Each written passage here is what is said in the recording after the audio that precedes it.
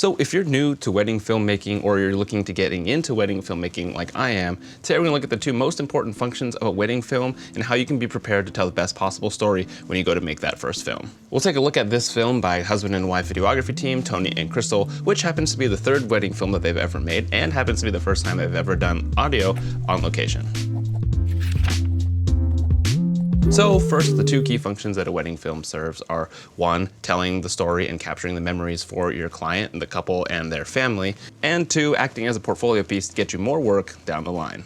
Even if that does sound a bit cold and a little bit too businessy, those are the main functions of a good wedding film, and not to grow your YouTube channel or your Instagram following or something like that. Social media growth is a byproduct of having good work and having a good portfolio that you build up by doing good event work for your clients. Now that we know that, there's always ways to get better and better at storytelling and the technical execution of your wedding films, and we'll get to the storytelling bit in just a second.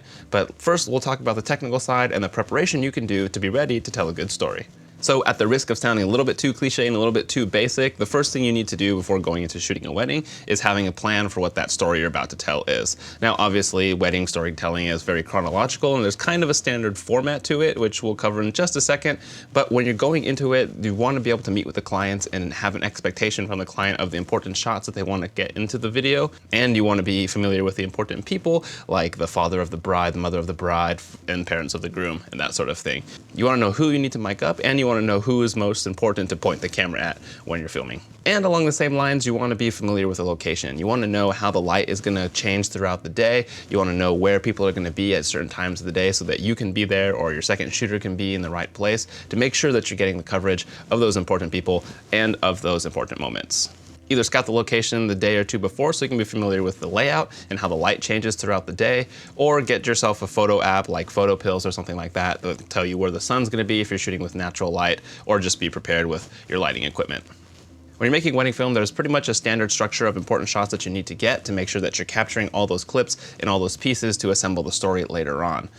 Now, you should have a good checklist of all the different shots that you need to get, and when it comes to doing weddings, those are things like the bride and the bridesmaids getting ready, the groom getting ready, the first look, all those emotional and crying moments of those important people that we just talked about. You gotta get the vows. You gotta get right after the vows and the couple's walking out. You gotta get close-up shots and details of all the decorations that are happening for the reception.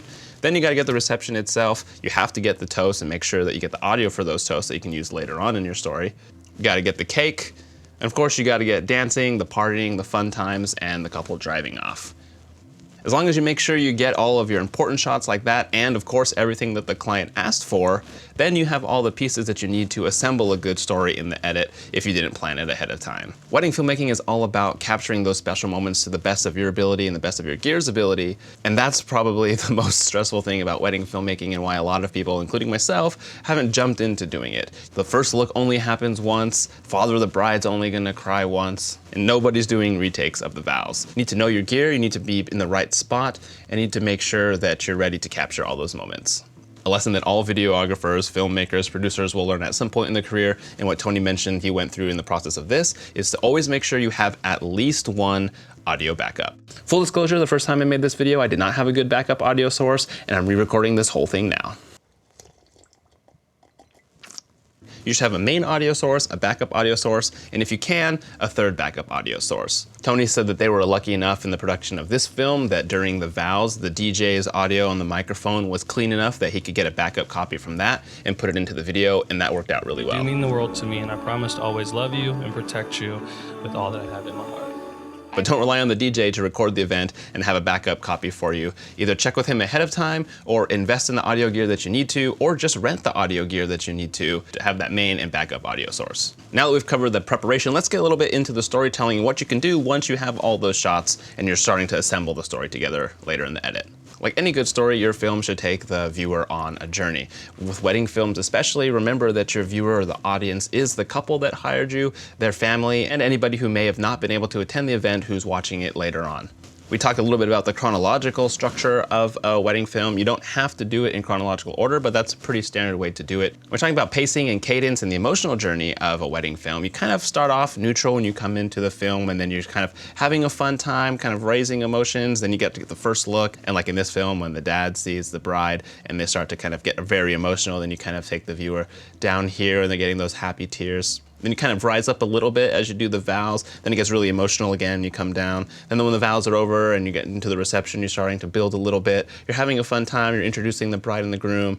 Then you get into the toast and you dip back down into those happy tears and emotions again. Then you bring the viewer right back up during the reception and you're dancing, you're having a good time, and you finish the story off with the bride and groom leaving, maybe some little bits of emotion at the end, but you kind of end the thing happy. That's the whole point of a wedding.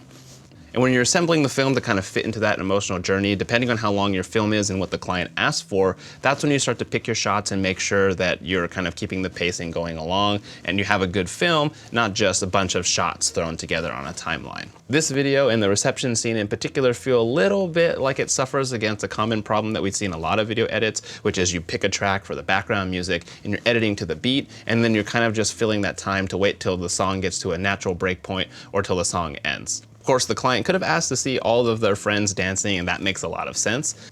But it feels like it could be a little bit tightened up if you were to actually chop the song up a little bit and kind of shorten it down on a natural beat.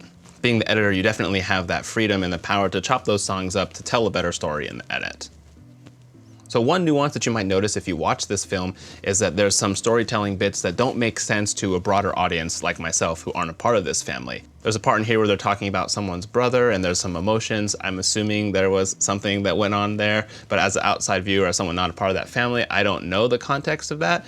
And being a wedding film that's being shown to mostly the family of the bride and groom, they're probably already gonna have that context. So generally, if you were doing like a fictional film or something, you would wanna establish who those characters are so that when you talk about them later in the film, the audience knows who they're talking about. In a wedding film like this, where you can assume that the audience already knows these characters, you don't have to go through those extra steps of setting up those people. You can just talk about them. And I know we haven't really covered color grading or color continuity or lighting or camera settings or anything like that, but those things are always secondary to the story that you're telling and those moments that you're capturing for the couple. You should definitely be prepared and know how your camera works and have a good sense of the lighting situations that you're gonna be in, whether it's a low lit dance floor or really bright natural light. Make sure that you have the proper gear to handle those situations.